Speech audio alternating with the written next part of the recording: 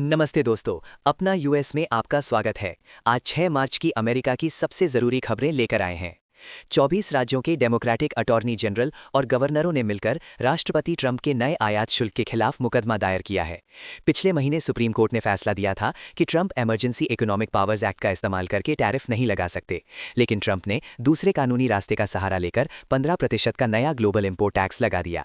इससे इंपोर्टेड सामान महंगा हो रहा है और दुकानों में कीमतें बढ़ रही हैं। भारतीय समुदाय जो एशिया से सामान मंगवाता है, उस पर भी इसका असर पड़ सकता है। ईरान युद्ध 7वें दिन में पहुंच गया है। ट्रंप ने कहा कि यह ऑपरेशन 4 से 5 हफ्ते चलेगा, लेकिन इससे ज्यादा भी हो सकता है। ईरान ने अब तक 500 से अधिक बैलिस्टिक और नेवल मिसाइलें और करीब 2000 ड्रोन दागे हैं। हालांकि पहले दिन की तुलना में दागने की मात्रा 86% कम हो गई है। ईरान में 1230 से ज्यादा लोग मारे गए हैं और कुवैत में अमेरिकी बेस पर ड्रोन हमले में 6 सैनिक शहीद हुए। इसराइल ने बेरूत के दक्षिणी उपनगरों को पूरी तरह खाली करने का आदेश दिया है। जस्टिस डिपार्टमेंट ने पूर्व राष्ट्रपति बाइडेन के ऑटो पेन मामले की जांच बंद कर दी है। ट्रंप प्रशासन ने आरोप लगाया था कि बाइडेन ने अपने कार्यकाल के अंत में माफी पत्रों पर ऑटोमेटिक साइनिंग मशीन का इस्तेमाल किया, लेकिन पर्याप्त सबूत न मिलने की वजह से केस बंद करना पड़ा। बाइडेन ने माना कि उन्होंने ऑटो पेन का इस्तेमाल किया, लेकिन कहा कि हर फैसला उन्होंने खुद लिया था।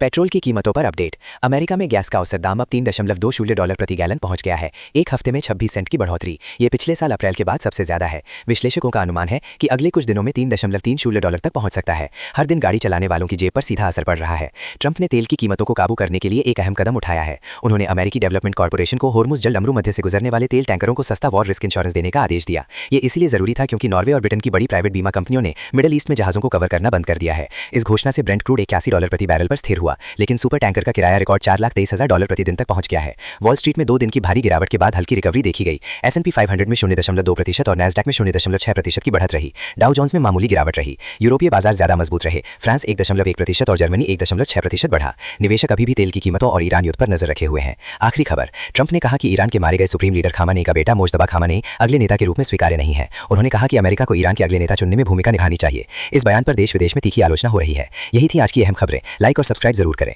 कल फिर मिलते हैं। अपना यूएस।